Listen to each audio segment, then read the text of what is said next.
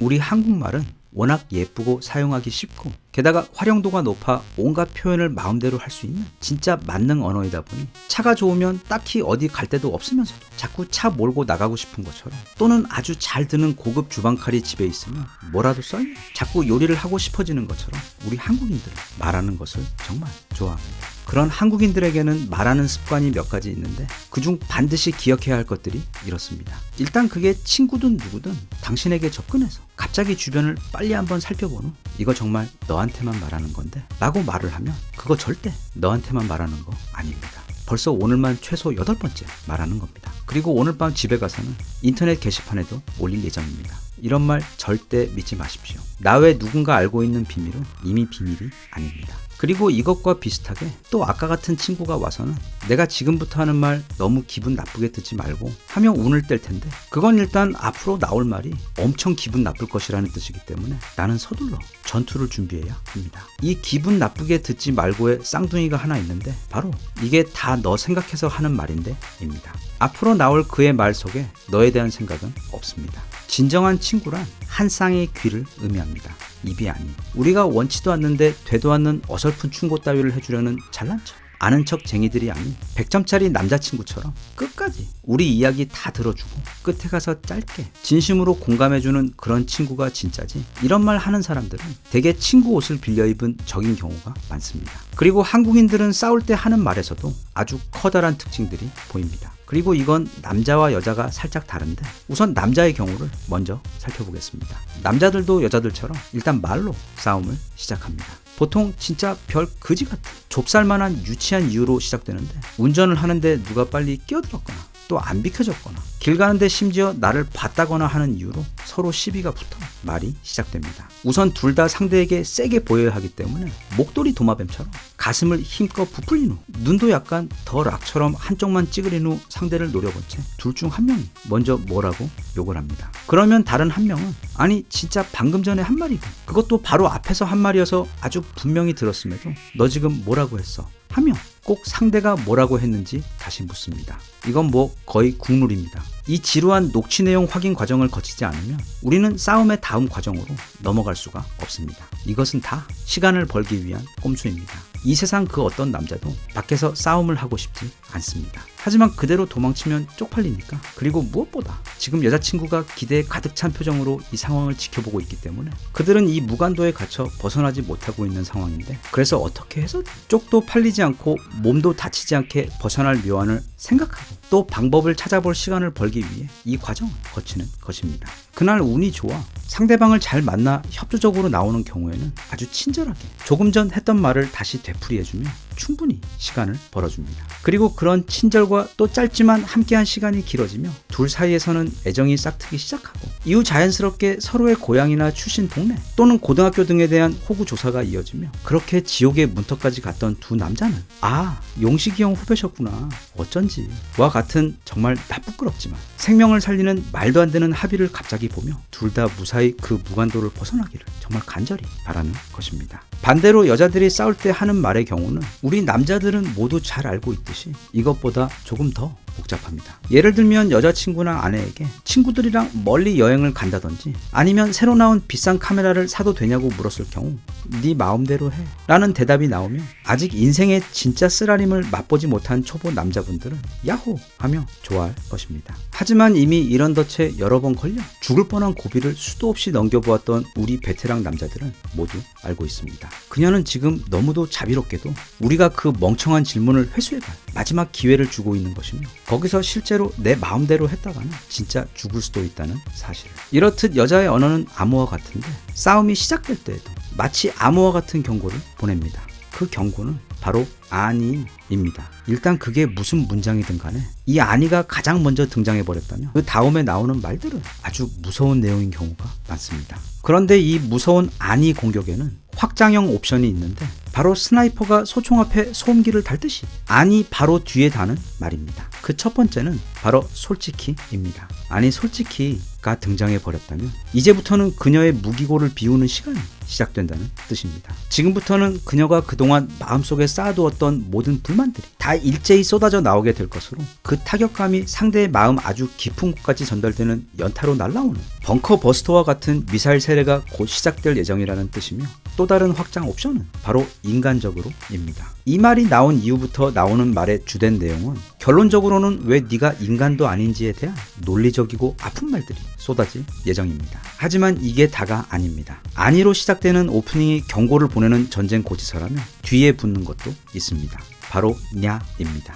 보통 니로 끝나는 문장으로 대화가 이어지고 있다면 아직까지는 서로를 죽일 생각까지는 없다는 뜻입니다. 하지만 어느 순간부터 나오는 의문문에서 끝이 냐로 끝난다면 이제는 입이 아닌 몸으로 대화를 이어가겠다는 뜻이며 곧 서로의 머리가 많이 헝클어질 것이라는 엄중한 경고입니다. 저는 겁이 많아 싸움을 무척 싫어하는데 제 지난 영상들을 보신 구독자분들은 철없던 시절 옛날 제가 했었던 그 엄청난 5대1 싸움을 기억하실 겁니다. 저는 그 충격적인 경험 이후 싸움을 완전히 접었기 때문에 이렇게 싸움 이야기를 많이 하는 것만으로도 벌써 힘이 듭니다. 그래서 이제는 한국인의 말하는 습관 중 좀 가벼운 것들을 살펴보겠습니다. 첫 번째로 마치 자기 안에서 메아리를 치듯 꼭 2번 말하는 에코 화법입니다. 그러니까 제가 제 친구에게 너 내일 약속 몇 시에 있어? 하고 물어보면 3시 하며 뒤에 한 번 더 말한다거나 너 이따 점심 뭐 먹을 거야? 하고 물어보면 라면 먹을 거야. 라면.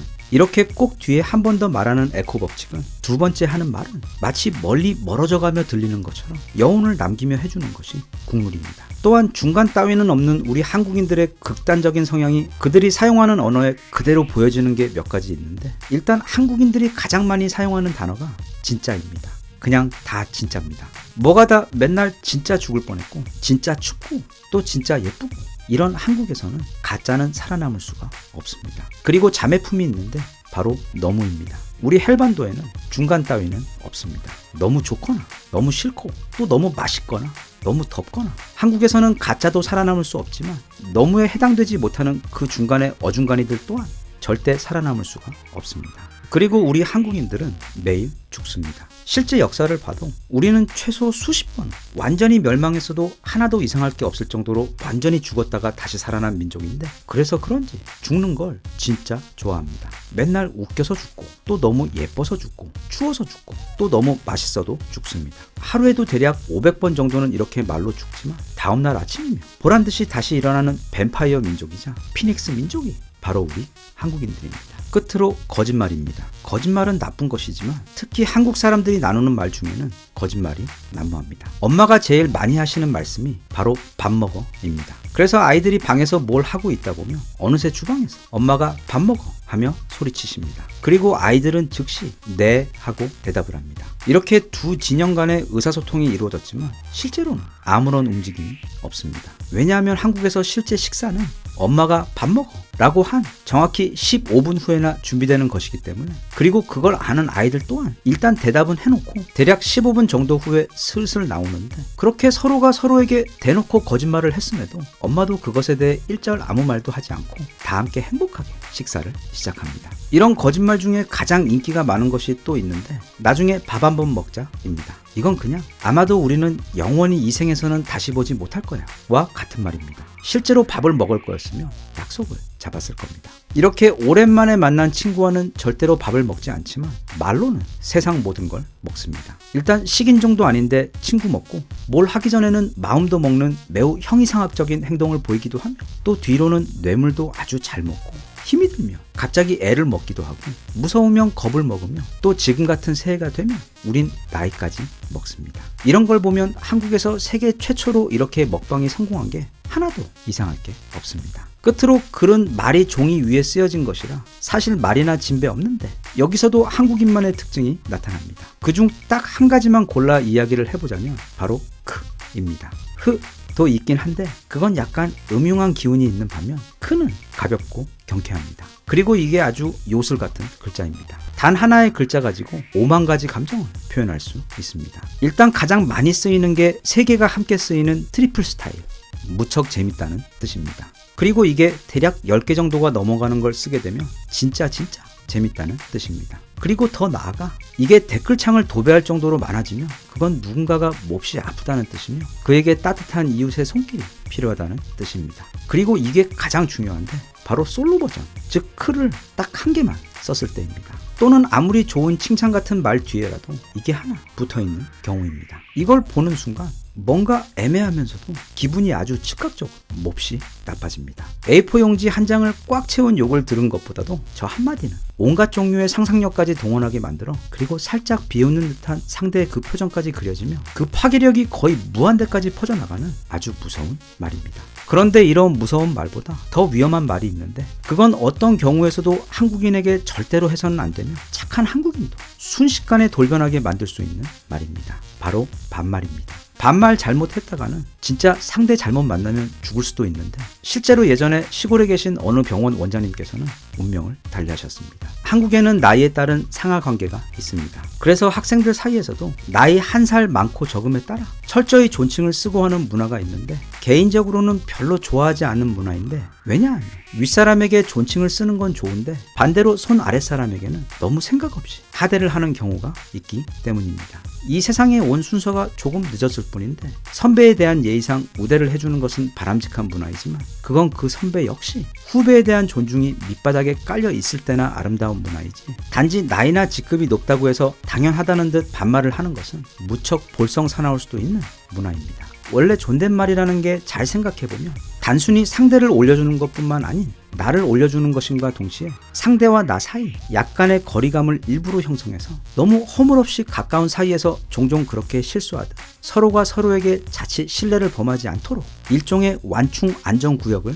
만드는 것입니다. 그래서 가급적이면 옆에서 보기에도 품이 있어 좋고 또 대화 중 상대의 마음과 나의 마음이 다치지 않도록 안전하게 보호하기 위해 정말 가까운 친구 사이가 아닌 경우에는 손 아래 사람에게도 또는 회사의 아랫직급 사람에게도 항상 존댓말을 쓰는 것을 습관으로 갖는 게 여러모로 모두에게 유익한 문화가 아닌가 그런 생각을 해봅니다. 언어라는 것은 한 사람의 생각과 정서를 담아 남에게 대접하는 소중한 그릇입니다. 세종대왕님께서 우리에게 세계 최고의 진짜 프리미엄 언어 패키지를 선물해 주신 것을 항상 감사하게 생각하고 그것을 소중히 여기고 잘 사용해서 올 한 해에도 우리 모두 복을 부르는 곱고 따뜻하고 긍정적인 말을 써서 우리 모두에게 늘 행운이 함께 했으면 좋겠습니다. 대한민국 만세. 감사합니다.